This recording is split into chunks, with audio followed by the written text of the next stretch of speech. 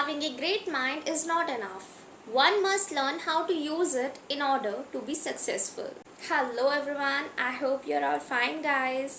So, I'm back with another inspirational story. This story is based on a great personality who had worked a lot for our country, for our society. So, don't waste time, let's start. APJ Abdul Kalam Tamil Nadu के रामेश्वरम में 1931 में जन्मे। बचपन बेहद गरीबी में बिताया। पिता मामूली मछुआरे थे। परिवार का पेट भर पाना भी मुश्किल था।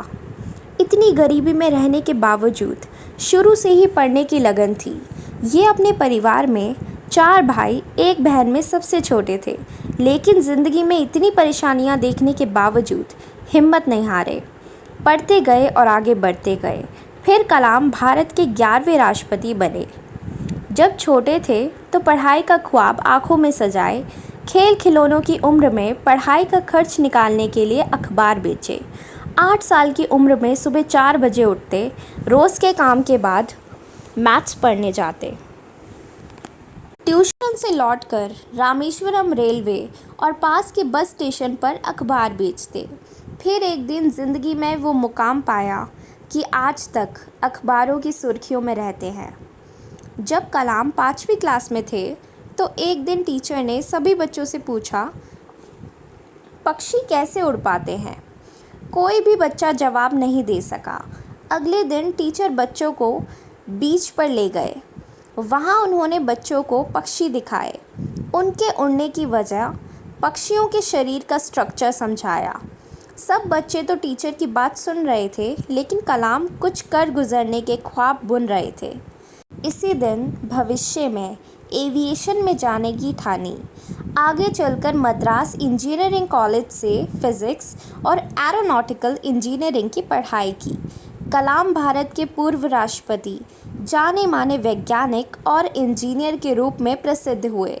लगभग 4 दशकों तक वैज्ञानिक और विज्ञान के प्रशासक के रूप में रक्षा अनुसंधान और विकास संगठन DRDO, भारतीय अंतरिक्ष अनुसंधान संगठन ISRO की देखभाल की। बैलिस्टिक मिसाइलों और व्हीकल टेक्नोलॉजी के विकास के लिए भारत में मिसाइल मैन की उपाधि से सम्मानित हुए।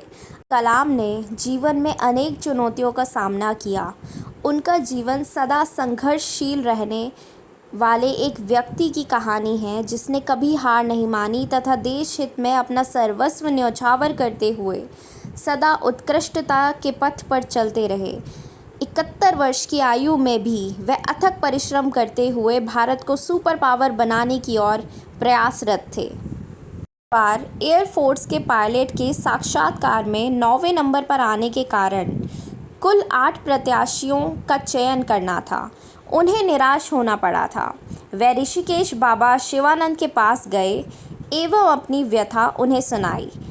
बाबा ने उन्हें कहा, accept your destiny and go ahead with your life. You are not destined to become an Air Force pilot.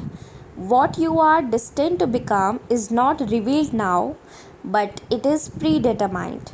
Forget this failure, as it was essential to lead you to your existence. Become one with yourself, my son. Surrender yourself to the wish of God.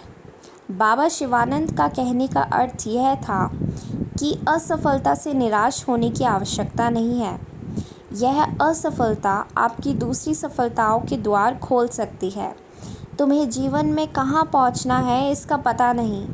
आप कर्म करो, ईश्वर पर विश्वास करो। Doctor कलाम का जीवन हर उस नवयुवक के लिए आदर्श प्रेरणा स्रोत है जो अपने जीवन में एक असफलता मिलने पर ही निराश हो जाता है। डॉक्टर कलाम ने अपने सारे जीवन में निस्वार्थ सेवा कार्य किया।